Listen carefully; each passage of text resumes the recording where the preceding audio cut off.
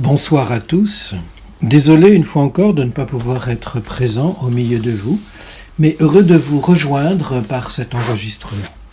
Nous allons donc continuer notre série d'enseignements sur la prière à l'école des grands priants de l'Ancien Testament.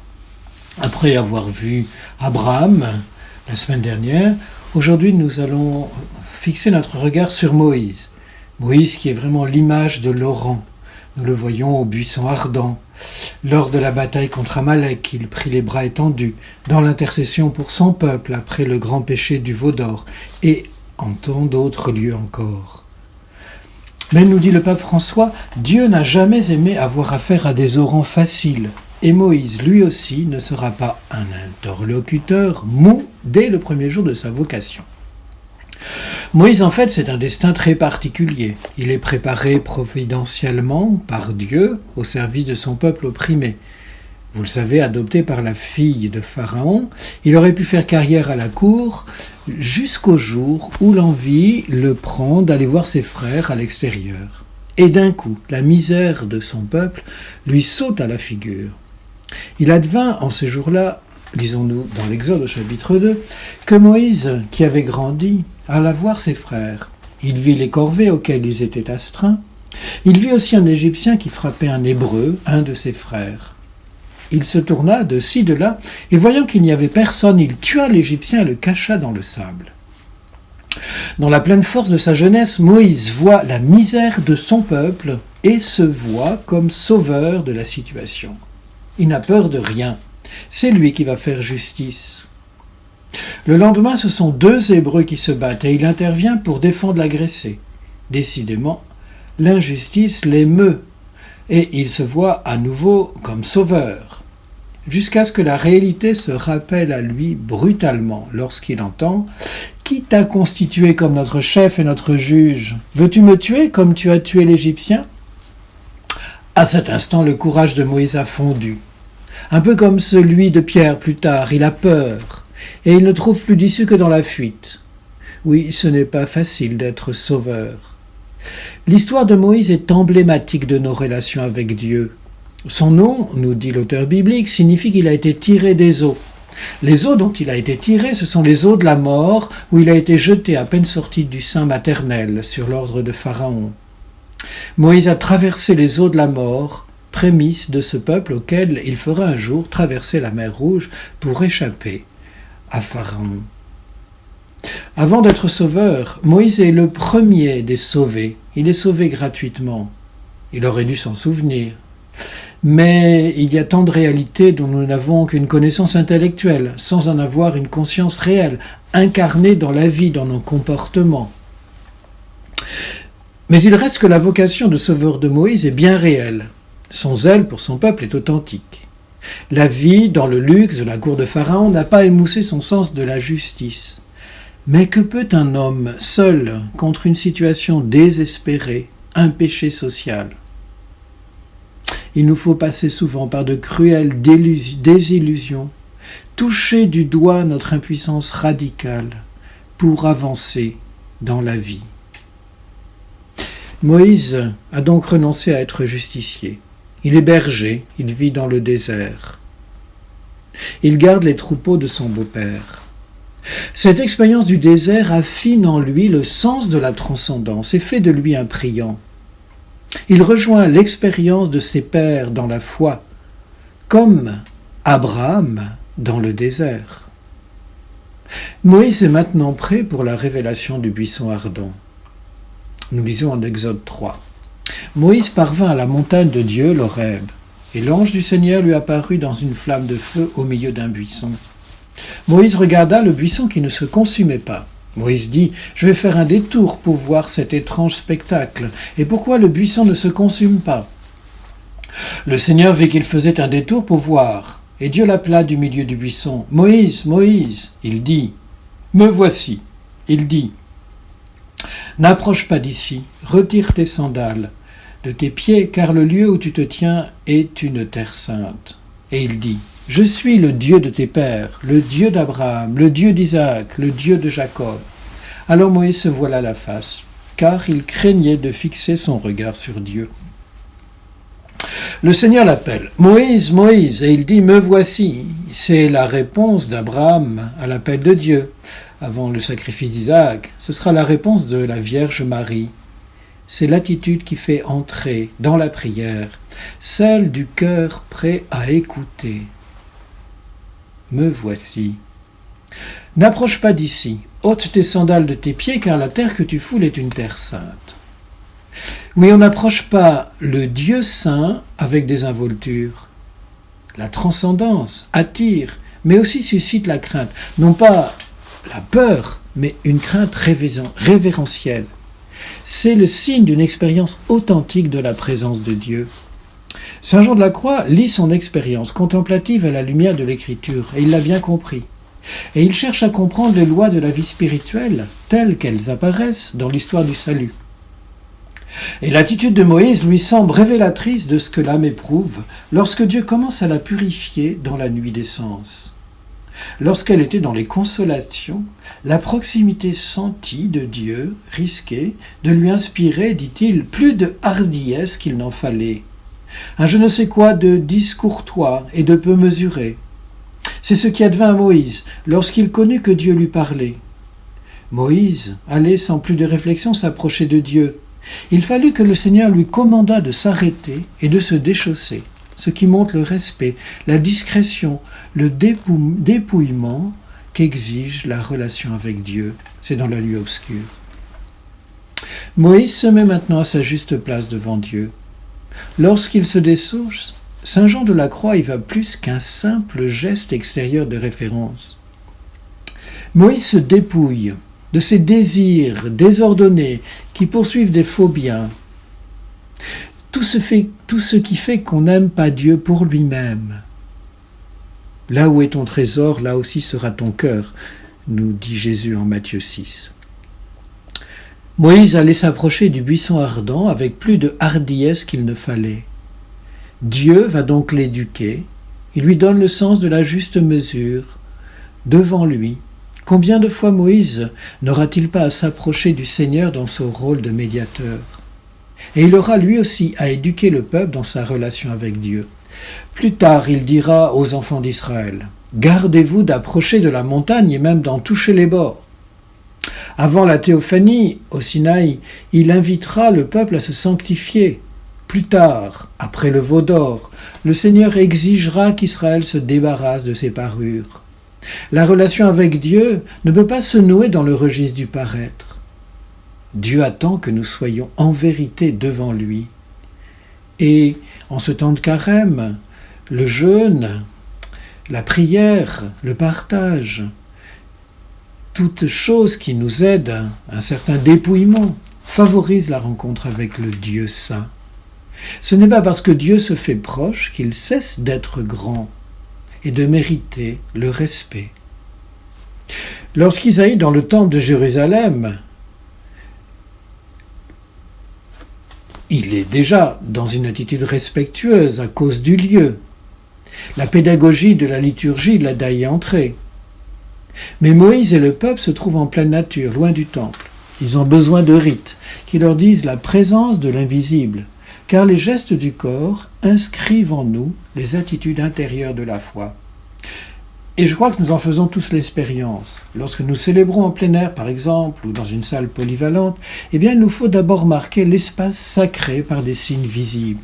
Nous avons besoin d'avoir une attitude qui correspond plus ou moins à ce geste de Moïse, qui se déchausse pour respecter cette terre sainte, marquée par la présence de Dieu. L'attitude du corps, nous l'avons vu, prépare le cœur à l'accueil de Dieu. Alors peut s'engager le dialogue. Je suis le Dieu de ton père, Dieu d'Abraham, Dieu d'Isaac, Dieu de Jacob. Alors Moïse se voila la face car il craignait de fixer son regard sur Dieu. Et Dieu continue. J'ai vu la misère de mon peuple qui est en Égypte. J'ai entendu son cri devant ses oppresseurs. Oui, je connais ses angoisses. Je suis descendu pour le délivrer de la main des Égyptiens et le faire monter vers cette terre, vers une terre plantureuse et vaste, vers une terre qui ruisselle de lait et de miel. Maintenant, va, je t'envoie auprès de Pharaon. « Fais sortir d'Égypte mon peuple, les Israélites ». Ce sens de la transcendance n'empêche pas un dialogue authentique de se nouer librement. Cette rencontre de Dieu à l'Horeb est pour Moïse une grâce fondatrice. Il reçoit des lumières décisives pour la suite. Une grâce de vocation, comme la Bible nous en raconte souvent. Nous avons la manifestation de Dieu et la crainte de l'homme, le dévoilement de la mission et les hésitations de l'intéressé conscient de sa faiblesse. Au principe, il y a donc Dieu qui se révèle. Ce dialogue se fait dans le cadre d'une relation où l'homme se sent aimé, choisi, accompagné. C'est ce qui va lui permettre d'accepter un projet qui le dépasse de toutes parts. Mais Moïse objecte d'abord. « Qui suis-je pour aller trouver Pharaon et pour faire sortir d'Égypte les fils d'Israël ?» Dieu lui répond « Je suis avec toi ». Moïse demande à Dieu « Quel est ton nom ?» Moïse pose cette question non pas par curiosité, mais pour des raisons, pourrait-on dire, pratiques. Comment vais-je parler de toi à ceux vers lesquels tu m'envoies ? Je suis qui je serai. Lisons-nous en Exode 3. Tu parleras ainsi aux fils d'Israël. Je suis m'a envoyé vers vous. On pourrait traduire je suis qui je suis, ou encore je suis celui qui est. C'est une manière de répondre. Je ne peux pas te dire qui je suis en répondant par un seul mot. Tu découvriras peu à peu qui je suis. Je resterai toujours au-delà de ce que tu peux connaître. Mais la grande certitude sur laquelle tu peux t'appuyer, c'est ma présence à tes côtés. Je serai toujours auprès de toi et auprès de ton peuple. Et c'est en vivant dans ma présence que tu apprendras à me connaître. Et Dieu ajoute, tu parleras ainsi aux fils d'Israël. Le Seigneur, le Dieu de vos pères, le Dieu d'Abraham, le Dieu d'Isaac, le Dieu de Jacob m'a envoyé vers vous. C'est là mon nom à jamais. C'est ainsi qu'on m'invoquera d'âge en âge. Le Dieu qui parle à Moïse est celui qui s'est déjà révélé à ses ancêtres. La révélation de Dieu s'inscrit dans une histoire. C'est un Dieu fidèle. Il se souvient de son alliance avec Abraham, Isaac et Jacob. Et nous savons, Jésus s'appuiera sur cette déclaration pour affirmer que les morts ressusciteront. Dieu parle au présent. Il est aujourd'hui en acte le Dieu d'Abraham, d'Isaac, de Jacob. Et quand dans la nuit de la foi nous rencontrons le Dieu vivant, eh bien ce contact d'oraison inaugure une relation d'éternité avec Dieu. On voit par la foi dans l'obscurité. Un jour nous le verrons face à face. Mais Moïse hésite, c'est trop dur, ils ne me croiront pas. Et les signes que Dieu donne à Moïse, le bâton qui devient serpent, la main lépreuse qui est guérie, ne suffisent pas. Il objecte qu'il ne sait pas parler. Alors le Seigneur bouscule Moïse. Des objections raisonnables, il y en aura toujours. La question, c'est le saut dans la foi. Si c'est Dieu qui appelle, c'est Dieu qui réalise. Moïse a le réflexe de mettre en avant ses capacités, ou plutôt son manque de capacité humaine. Il veut montrer quelles sont ses limites, mais la question n'est pas là. Le Seigneur dit « Qui a doté l'homme d'une bouche ? Qui rend muet ou sourd, clairvoyant ou aveugle ? N'est-ce pas moi le Seigneur ? Maintenant, va, je serai avec ta bouche, et je t'indiquerai ce que tu devras faire. » Mais Moïse répond, « Je t'en prie, Seigneur, envoie-le dire par qui tu voudras. » Dans sa catéchèse de juin 2020, le pape François nous dit « À Dieu qui lui parle, qui l'invite à prendre soin du peuple, Moïse oppose ses peurs, ses objections. Il n'est pas digne de cette mission. Il ne sera pas cru par les Israélites. Il a une langue qui balbutie et tant d'autres objections. » La parole qui fleurit le plus souvent sur les lèvres de Moïse, dans chaque prière qu'il adresse à Dieu, est la question « Pourquoi ? Pourquoi m'as-tu envoyé ? Pourquoi veux-tu libérer de ce peuple ?» Et dans le texte, il y a même un passage dramatique où Dieu reproche à Moïse son manque de confiance, un manque qui l'empêchera d'entrer dans la terre promise. C'est au livre des Nombres. Nos angoisses devant la mission à accomplir sont sans fin. La mission sera toujours démesurée par rapport à nos propres forces. Mais il y a un moment où il faut faire ce saut dans la foi, un saut dans l'invisible, dans l'obscur. Mais ce n'est pas un saut dans le vide, c'est un saut qui s'appuie sur la parole divine. Je suis celui qui est, je serai avec toi. Le catéchisme nous dit au numéro 2575, Dieu appelle Moïse pour l'envoyer, pour l'associer à sa compassion, à son œuvre de salut. Il y a comme une imploration divine dans cette mission à Moïse. Et après un long débat, Moïse ajustera sa volonté à celle de Dieu. Dans ce dialogue, Moïse apprend à prier. Il se dérobe, il objecte, il demande. Et c'est en réponse à sa demande que le Seigneur lui confie son nom indicible qui se révélera dans les hauts faits. Sur ces grâces des premières rencontres, il faut ensuite construire sa vie spirituelle. Nous le savons, il ne s'agit pas de retrouver la saveur des grâces premières. Chaque moment est unique. Il s'agit d'avancer en s'appuyant sur la certitude de la présence de Dieu.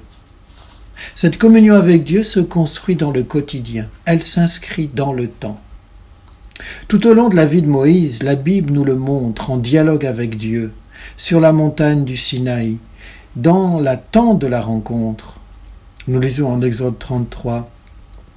Chaque fois que Moïse entrait dans la tente, la colonne de nuée descendait, se tenait à l'entrée de la tente, et il parlait avec Moïse. Tout le peuple voyait la colonne de nuée qui se tenait à l'entrée de la tente, et tout le peuple se levait et se prosternait, chacun à l'entrée de sa tente. Le Seigneur parlait à Moïse face à face, comme un homme qui parle à son ami. Puis il rentrait au camp. Le Seigneur parlait à Moïse comme un homme parle à son ami. C'est bien à cette relation d'amitié que nous invite Thérèse d'Avila. Nous l'avons vu dans les premiers entretiens. Une amitié qui se construit dans la durée par la fidélité au rendez-vous quotidien. Elle nous dit « Quant à celui qui n'aurait pas encore commencé à faire oraison, je le supplie pour l'amour de Dieu de ne pas se priver d'un si grand bien. Ici, il n'y a rien à craindre, mais tout à espérer. Si l'on persévère, j'ai confiance en la miséricorde de Dieu.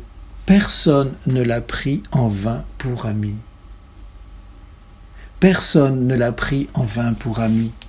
Thérèse nous le rappelle, car elle a été tentée un moment d'arrêter l'oraison pour laisser libre cours à ses amitiés humaines, qui pourtant ne lui donnaient pas le bonheur. Lorsqu'elle a repris l'oraison, après 1 an et demi d'abandon, où elle se laissait aller à la médiocrité, elle en a vu les bienfaits irremplaçables. Mais elle n'avait pas encore perdu l'habitude des mondanités au parloir, mais elle s'accrochait à cette amitié avec Dieu. Je vois clairement de quelle miséricorde le Seigneur a usé envers moi, puisqu'il me laissait, malgré mes relations avec le monde, l'audace de faire oraison. Je dis l'audace. Je ne sais pas en effet s'il y a une plus grande audace que celle de trahir son roi, quand on est persuadé qu'il n'ignore pas et qu'on demeure constamment en sa présence. Sans doute, nous sommes tous sous le regard de Dieu, mais à mon avis, les âmes qui s'occupent d'oraison y sont d'une manière spéciale, parce qu'elles voient qu'il les considère. Les autres, au contraire, peuvent, durant plusieurs jours, ne pas se rappeler que Dieu les voit. L'oraison, en nous plaçant sous le regard de Dieu, nous met comme à nu devant lui. Supporter de se voir dans la vérité sous le regard de Dieu, eh bien, ce fut le grand défi de la vie spirituelle de Thérèse d'Avila. Elle n'arrivait pas à fuir son péché qui ressortait davantage au contact de cette présence divine. En acceptant cette situation inconfortable, à laquelle elle aurait pu mettre fin en abandonnant l'oraison, elle s'est vraiment engagée sur un chemin de conversion dans la vérité. Comme Moïse, comme Israël qui se dépouille de ses parures, qui abandonne tout souci de paraître. Le dialogue de Moïse avec Dieu lui a donné du courage, mais a aussi dévoilé sa difficulté à croire, sa tendance à la fuite. Mais Moïse a accepté de vivre en vérité sous le regard de Dieu. En nourrissant cette amitié dans ses rencontres fréquentes, il est ainsi devenu, nous dit la Bible, l'homme le plus humble que la terre est portée. Il est celui à qui Dieu parlait face à face. L'humilité et le courage dans l'action vont de pair, mais beaucoup de nos découragements ne viennent-ils pas que nous nous appuyons trop souvent sur nos projets et nos forces humaines? En se mettant au service d'un projet qui le dépasse, Moïse est à sa juste place devant Dieu, mais aussi devant les hommes auxquels il est envoyé. Ses faiblesses, il le sait, ne sont pas un obstacle dans le déroulement du projet divin. Et même si elles agacent souvent Aaron et Myriam, qui murmurent contre lui, elles sont assumées d'avance. Ce qui pourrait mettre en péril sa mission, ce n'est pas ses limites, mais son manque de foi. Dans cette amitié entre Moïse et Dieu, l'humilité de Moïse grandit en même temps que sa foi. C'est bien cela qui lui permet d'avancer. Cet homme, désormais ami de Dieu, ami des hommes, est le médiateur dont Dieu avait besoin. Alors avançons à grands pas. On passe les plaies d'Égypte, la traversée de la mer Rouge, la grande épreuve de la foi qui se termine par le chant, ma force et mon chant, c'est le Seigneur, il est pour moi le salut. Dieu libère à travers bien des épreuves. Il conduit son peuple au désert. C'est le lieu du combat. Le peuple murmure. Murmurer, ce n'est pas parler, c'est être enfermé en soi. Il n'y a pas de dialogue entre un je et un tu. Nous passons sur l'épisode de la manne, de l'eau qui jaillit du rocher, et que Dieu donne généreusement. Mais Moïse est toujours en dialogue avec Dieu. Et la prière, l'adoration vont le conduire à l'intercession. De même que le premier commandement de la charité, c'est d'aimer Dieu, et le second, c'est d'aimer son frère, le second trouvant sa source dans le premier, de même, l'intercession trouve sa source dans l'adoration. L'adoration fait de Moïse le serviteur de ses frères et de son Dieu. Nous le voyons lorsque les Amalécites attaquent. Moïse intercède les bras levés et donne la victoire à Israël. Ce geste annonce le nouveau Moïse, Jésus qui étend les bras sur la croix, qui intercède pour les pécheurs. La rencontre avec Dieu au Sinaï montre l'intimité dont bénéficie Moïse avec Dieu, qui converse avec lui. Moïse parlait et Dieu lui répondait dans le tonnerre. Ici, c'est Moïse qui parle et Dieu répond. Les rôles sont comme inversés. Au chapitre 24, en conclusion de l'Alliance, à l'invitation de Dieu, Moïse pénètre dans la nuée, gravit la montagne. Moïse reste sur la montagne 40 jours et 40 nuits. Pénétrer dans la nuée, c'est comme entrer en Dieu. Le Seigneur s'entretenait avec Moïse face à face, comme on s'entretient d'homme à homme. Dieu parlait à Moïse face à face, comme on parle à son ami, nous dit le catéchisme au numéro 2576. La prière de Moïse est typique de la prière contemplative, grâce à laquelle le serviteur de Dieu est fidèle à sa mission. Moïse s'entretient souvent, longuement avec le Seigneur, gravissant la montagne pour l'écouter, l'implorer, descendant vers le peuple pour lui redire les paroles de son Dieu. Il est à demeure dans la maison, il lui parle face à face. Après l'apostasie du veau d'or, en Exode 32, le dialogue continue. Moïse intercède pour les pécheurs, et Dieu l'écoute. Il nous faut nous arrêter un peu sur cet épisode. Quel est le contexte ? Eh bien, Israël s'est détourné de Dieu. Après la libération d'Égypte, le peuple de Dieu est entré dans l'Alliance, il s'est engagé à vivre les 10 paroles. Et lorsque Moïse monte sur la montagne et disparaît, dans la nuée pendant 40 jours et 40 nuits pour recevoir les tables de la loi, Israël s'impatiente et décide de se construire un veau d'or.